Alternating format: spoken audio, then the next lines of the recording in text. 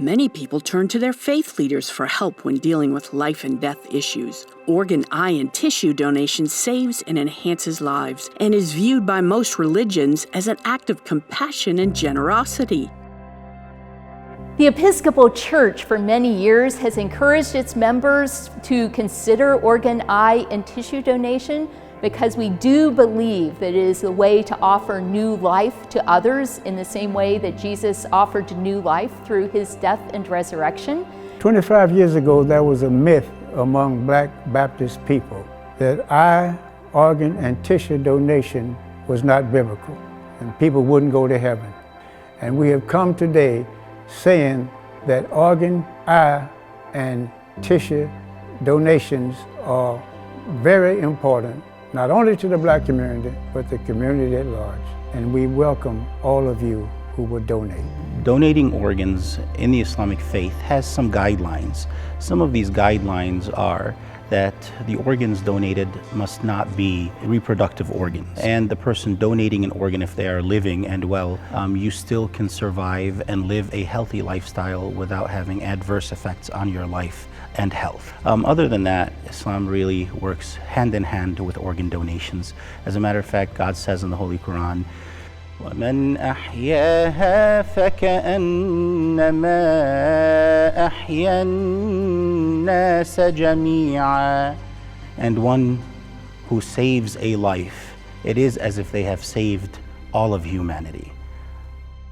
Organ, eye, and tissue donation for evangelicals is about as pro-life as you can get.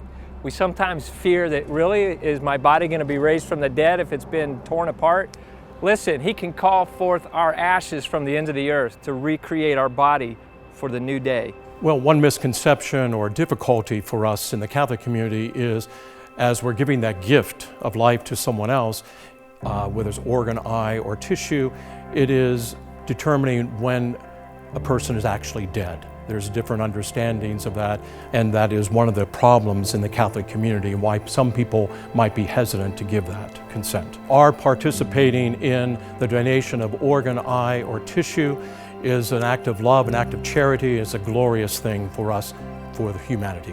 As liberal Jews, we believe that at the end of life, our soul returns to God. And regarding our body, we can and are encouraged to donate organ, eye, and tissues to save a life.